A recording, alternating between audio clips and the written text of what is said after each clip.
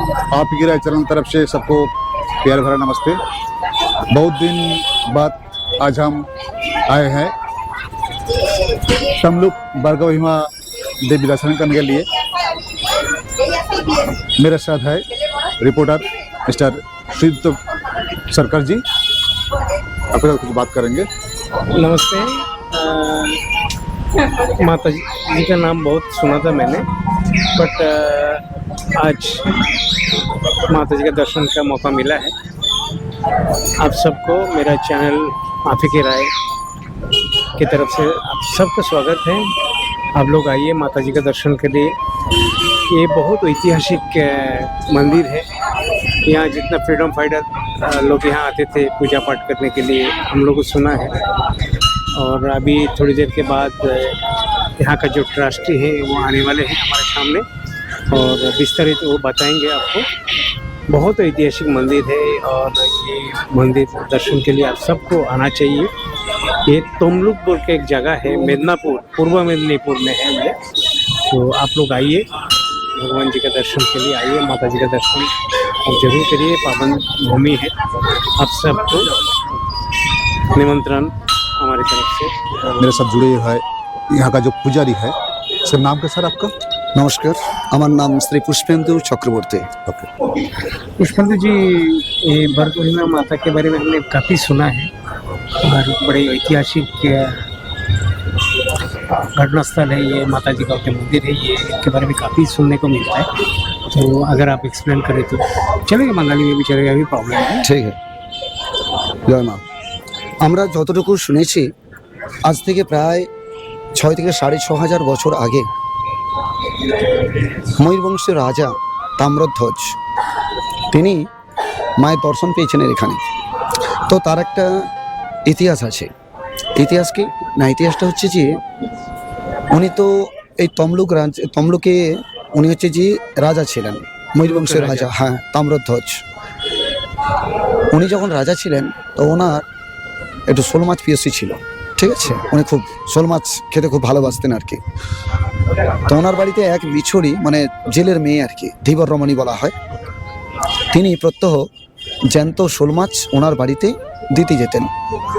তো একদিন কি হলো, সেই শোল মাছ যখন পথের মধ্য দিয়ে যখন নিয়ে যাচ্ছেন রাজবাড়িতে, সে পথের মাঝখানে মাছটা মারা যায়।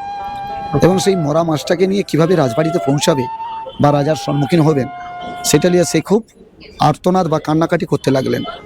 তার সেই কান্নাকাটি বা তার সেই আর্তনাদ দেখে মা বরকভী মা তিনি ওনাকে কন্যাস্বরূপ দর্শন দেন এবং বলেন যে এই পথের মাঝে একটা অমৃত কুণ্ডু আছে, যে অমৃত কুণ্ডুর জল যদি মরা শোল মাছের উপরে যদি ছড়িয়ে দেওয়া যায় তাহলে মরা শোল মাছটা কিন্তু জ্যান্ত হয়ে যাবে, আর এইভাবে তুমি তোমার জীবিকাটা নির্বাহ করবে।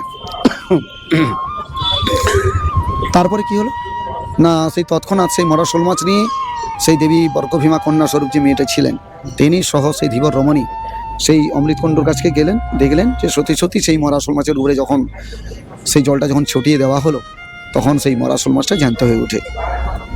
তো এইভাবে হ্যাঁ জীবিত হয়ে গেছে, ঠিক আছে। আর মা তাকে তখন প্রস্তুতি দেন যে এই কথাটা যেন গোপন থাকে, কেউ যেন না জানে আর কি।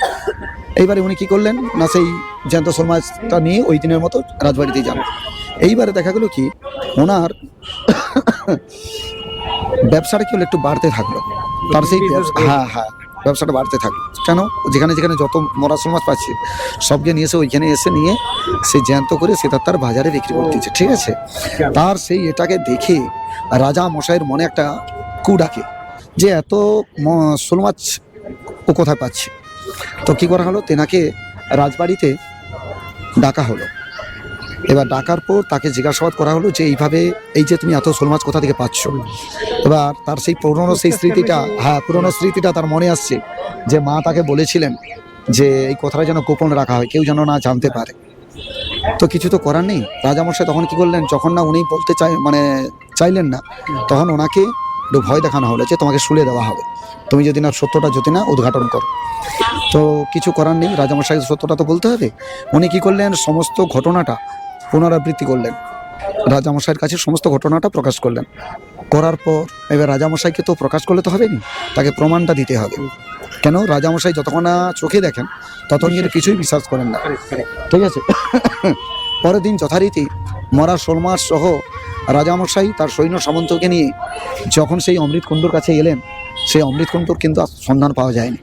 দেখা গেল কি না একটা ব্রহ্মশিলা, তিনি হচ্ছে যে দেবী বরকভিমা।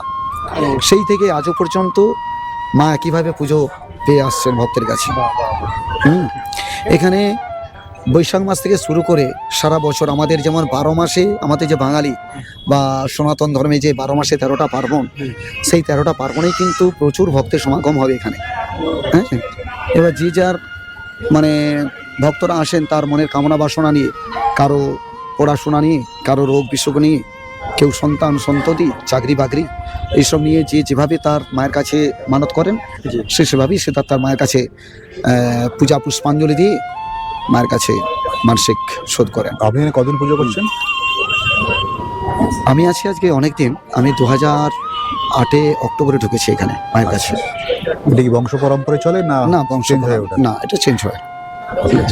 तो पुजारी जी आपका मोबाइल नंबर जरा एक बता दिए तो हम लोग आपको। আমারটা নয়, আপনি বঞ্চ এক কাজ করতে পারেন, অফিসের নাম্বারটা দিচ্ছি, हाँ बोलो। সেই নাম্বারটা নিলে তাহলে কি হবে, যে সমস্ত ভক্তরা দেখবেন হ্যাঁ। তাদেরও সব কিছুটা তাহলে সুবিধা হবে, কেন মন্দিরের বিষয়ে ভালোটাও জানতে পারবেন, সব কিছুটা জানা যাবে। 8670345688। সন্ধ্যে 7টা থেকে প্রত্যেক দিন সন্ধ্যে 7টা থেকে রাত্রি 9টার মধ্যে কল করতে বলবেন সবাইকে, ঠিক আছে। ওই সময়টাতে আমাদের অফিসে সবাই থাকেন আর ফোনটা ওই সময়টাই রিসিভ করা হয়। আর একটা কথা বলি, আমাদের ভোর 4টা নাগাদ মায়ের মঙ্গল আরতি হয়। মঙ্গল, হ্যাঁ, প্রত্যেক দিন মঙ্গল আরতি হওয়ার পর মাকে স্নান টান করিয়ে মাকে নতুন বস্ত্র পরিধান করে অলংকার দিয়ে সাজিয়ে গন্ধপুষ্প মাল্য টাল্য দিয়ে মাকে সুন্দর করে সাজিয়ে মায়ের হচ্ছে যে ফল ফুল মিষ্টান্ন দিয়ে মায়ের নিত্যভোগ দেখানো হয়, যেটাকে আমরা নিত্য পুজো বলা হয় আর কি, ঠিক আছে। ওটা ভক্তদের জন্য সকাল 7টাতেই ওই মূল যে গেটটা দেখছেন ওই গেটটা খুলে দেওয়া হয় ভক্তদের জন্য। সকাল 7টা থেকে যা শুরু হয় দুপুর 2টো পর্যন্ত খোলা থাকে, ঠিক আছে। এবার 2টোর পর 2টো থেকে 3টে মায়ের মূল যে গর্ভগৃহ আছে সেটা একটু বন্ধ রাখা হয়, মাকে একটু বিশ্রাম দেওয়া হয়। আবার 3টে থেকে রাত্রি 8:30 পর্যন্ত আবার ভক্তদের জন্য মায়ের পুজো দর্শন সবটাই হয়। দুপুরবেলা অন্নভোগের ব্যবস্থা? অন্নভোগের ব্যবস্থা আমি যে নাম্বারটা দিয়েছি, কেউ যদি অন্নভোগ পেতে চান তাহলে আগের দিন আপনাকে হচ্ছে যে সন্ধ্যে 7টা থেকে রাত্রি 9টার মধ্যেই ওই নাম্বারে কল করতে হবে। আর যদি কেউ ভোগও দিতে চান ওই নাম্বারে কল করবেন, তাহলে আগে থেকে 2 মাস 1 মাস 3 মাস আগে থেকে। কেউ যদি শাড়ি পরাতে চান তাও ওই নাম্বারে কল করবেন।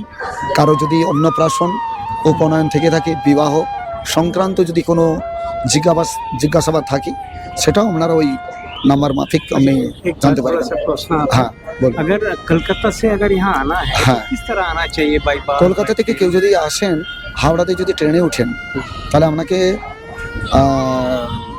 মেছাতাতে নামতে হবে, मेछोदा। ঠিক আছে। तमलुक कोई स्टेशन नहीं है? तमलुक? হ্যাঁ, तमलुक कोई स्टेशन? তমলুক স্টেশনটা হাওড়া হলদাটা দিচ্ছে, ओके। হলদা হাওড়া যে ট্রেনটা আছে, হ্যাঁ, সেইটা আপনাকে তমলুক স্টেশন দিচ্ছে। जो दीघा वाले वो स्टेशन? আর দীঘাপালেও দিচ্ছে, সেও দিচ্ছে তমলুক স্টেশন। বাবু বলছেন কলকাতা থেকে, এবার কলকাতা থেকে যিনি আসবেন, हाँ दीघा तो दीघा के कोलकाता আমাকে- दीघा तो ट्रेन है ना? হ্যাঁ কলকাতা দীঘা কলকাতা ট্রেন আছে না? हाँ আচ্ছা আচ্ছা, এই থেকে মোটামুটি তমলুক স্টেশনে ओके ओके ओके। একটা তমলুক স্টেশনে আছি। আর সরাসরি যদি কেউ যদি আসতে চায় তাহলে ওই মেছাদাতেও আপনি নামতে পারেন।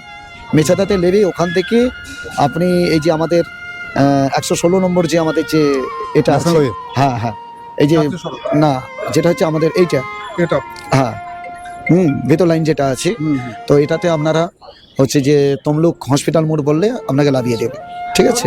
नॉर्मल टोटो। হ্যাঁ হ্যাঁ হ্যাঁ, এবার টোটোকে বলবেন, টোটোতে বললেও তারা বলবে মন্দির আপনাকে পৌঁছে দেবে। একদম। बहुत बहुत धन्यवाद आपका। নমস্কার, সবাই ভালো থাকবেন, সুস্থ থাকবেন, মায়ের কাছে जी এই কামনা मिलेंगे করি। आपके साथ। আমাদের হ্যাঁ, এখানে ঠিক আছে। মায়ের কোন অঙ্গটা পড়ে? এখানে সতী মায়ের বাম পায়ের গোড়ালি পড়েছিল, বাম পায়ের গোড়া। বাম পায়ের গোড়ালি। আর এটা হচ্ছে 51 পিঠের একটা পিঠ, তন্ত্রোক্ত পিঠ। यहाँ तो बहुत सारी फ्रीडम फाइटर लोग भी आना जाना करते हैं। হ্যাঁ হ্যাঁ, यहाँ का कौन कौन? এখানে নেতাজি সুভাষচন্দ্র বসু এসেছিলেন, ओके। হ্যাঁ ওখানে তারিখটা দেওয়া আছে। জন্মস্থল। না উনি এসেছিলেন মানে 1300 1938 সালে মনে এসেছিলেন নেতাজি সুভাষচন্দ্র। নেতাজি সুভাষচন্দ্র বোস ওখানটায় আছে। মেদিনীপুরে যদিও আমার মানে ঠিক ठीक है हम देख लेंगे क्या क्या है। হ্যাঁ হ্যাঁ হ্যাঁ মেদিনীপুরে যাদের জন্ম ছিল, হ্যাঁ। জন্ম হয়েছিল ঈশ্বরচন্দ্র বিদ্যাসাগর তারাও আসছিলেন এখানে মায়ের দর্শনে এসে। এবার সেই ডেটটা তো আমাদের কারো জানা নেই, ঠিক আছে। हम लोग सुना है कि आप कोई फ्रीडम फाइटर यहाँ पे आता है जो पहले था। মেদিনীপুরের মাটিতে আমাদের যে জন্ম জন্মস্থান আছে এই যে আনিলান তমলুক থানার অন্তর্গত শহীদ মাতঙ্গিনী ব্লক হোগলা গ্রাম নিবাসী একজন আছেন, তেনার নাম হচ্ছে যে মাতঙ্গিনী হাজরা, ঠিক আছে। হ্যাঁ, উনি হচ্ছে আমাদের স্বাধীনতা সংগ্রামী ছিলেন, আর ওনার শ্বশুরবাড়ি হচ্ছে আনিলান গ্রামে। खुदीराम बोस भी आए थे ऐसे सुना। হ্যাঁ, ক্ষুদিরাম বোস এখানে আমাদের যে রক্ষিত বাটি ছিল সেটা ভেঙে দেওয়া হয়েছে মানে সময়ের হাতে। তো ক্ষুদিরাম বোস, মাস্টারদা সূর্য সেন ওনারা এসে এই যে রক্ষিত বাটি ছিল এখানে সমস্ত যে স্বাধীনতা যে কিভাবে হবে তার সমস্ত পরিকল্পনাটা এইখানেই করা হতো, আলোচনা হতো আর কি। মিটিংটা এখানেই হতো। আর এখানে একটা হিমিন্টন স্কুল আছে, সেই স্কুলে হচ্ছে ক্ষুদিরাম বসু পড়াশোনা করেছেন, ঠিক আছে। ठीक है ब्राह्मण देवता। হ্যাঁ হ্যাঁ, ভালো থাকবেন। नमस्ते।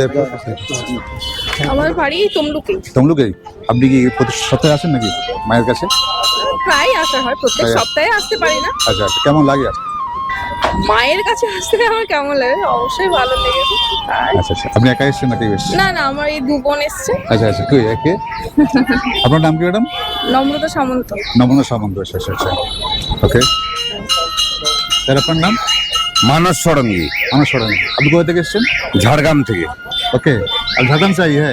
হ্যাঁ, थोड़ा हिंदी में बात कर सकते हैं क्या? না বাংলাতে। ओके, अब कैसे लगा मायर दर्शन के लिए? খুব ভালো। আমরা এখানে ছিলাম অনেক দিন, তারপর আবার চলে গেছি ঝাড়গ্রামে, দিয়ে আবার ঠাকুরের কাছে এসেছি, মায়ের কাছে। ओके ओके, और आप अकेले हैं? হ্যাঁ, না ছেলে এসছে, আর, গিন্নি এসছে, ওরা মায়ের কাছে গেছে। ओके, पूजा पाठ हो गया सब कुछ? হ্যাঁ मायर दर्शन हो गया? হ্যাঁ। Okay, thank you thank you so much. फिर मिलेंगे आपके साथ। सर आप कहाँ से आए? আমি তো পশ্চিম মেদিনীপুর থেকে এসেছি, এখানে কর্মরতভাবে থাকি। आपका नाम क्या है सर? সুদর্শন আচার্য, दूसरा आचार्य। पश्चिम कहाँ से आए आप? কুইকোটা, কুইকোটা কালী মন্দির, কুইকোটা ओके, টাউন। মাকে প্রতিদিনই আমরা সময় পেলেই দর্শন করতে আসি। हर रोज आ रहे हैं इधर? आदमी सब डेली आते हैं यहाँ पे? হ্যাঁ, डेली आते हैं इधर? ডেলি ডেলি ডেলি और अभी यहाँ पे रहते हैं? সময় পেলেই মায়ের কাছে আসি। মা খুবই জাগ্রত, মা 51 পীঠের মধ্যে এক পীঠ, এটাই আমাদের ভাগ্য, सौभाग्य है। সৌভাগ্য। মাকে পেয়েছি, মায়ের কাছে আসি।